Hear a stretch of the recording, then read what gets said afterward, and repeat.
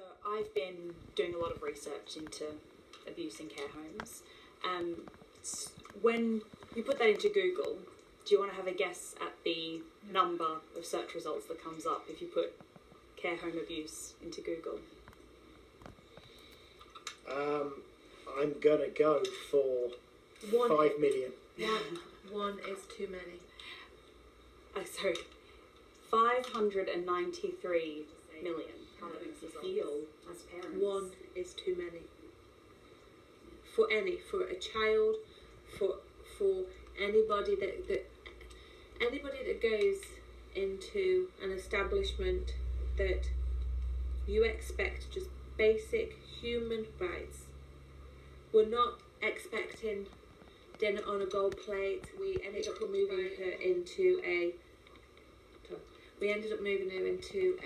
nursing home and it's still a regret to this day that I didn't do anything, and it was a comment. There's that article there, and it suggests that 1 in 6 care homes are risking closure because they're pushed to the brink.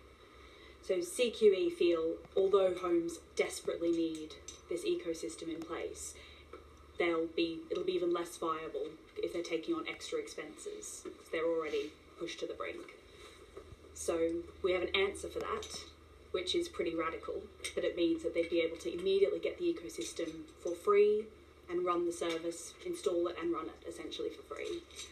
The process could be triggered by residents' family members contributing as little as just £1.89 per week, and that goes to the home that they nominate. So families would receive a copy of monthly results so that they're aware of the safety status long before any inspections take place, and it would mean that the family is kept completely in the loop. It's quite a long way off, but how does that sound to you at the moment as a solution, or even the first step to a solution, as you say? Sounds amazing.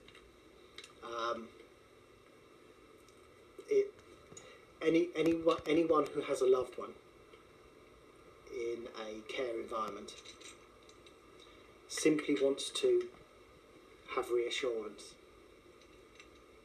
that the care they're receiving is the best care they could be receiving and is being imparted in a professional and, dare I say, loving way, respectful way. You mentioned £1.89 a week.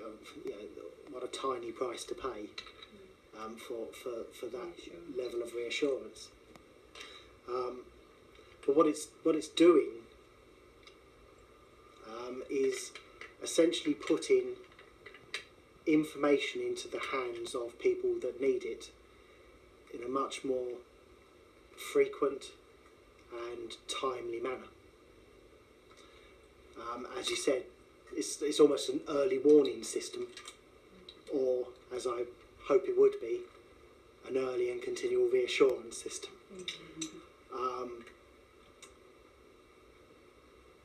It sounds innovative, it sounds completely different from how I understand relatives can know what treatment is being given. And it sounds like something that might positively disrupt this sector is that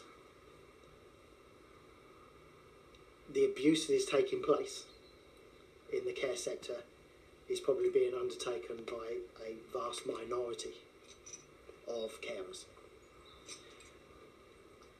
So if CQE is able to provide analytics and an early warning of the behaviour of these minority and to weed out these minority, then I imagine that the impact on these statistics would be phenomenal. So I think that 2 other impacts that this might have is, first of all, increasing the well-being, the motivation of the wider team of carers, which can only then downstream provide even better care to those individuals that require it,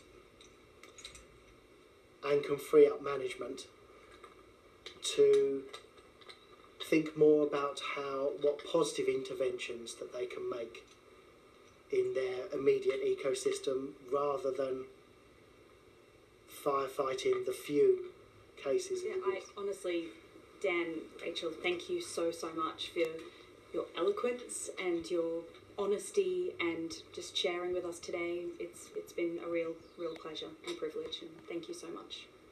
Pleasure. Thank you.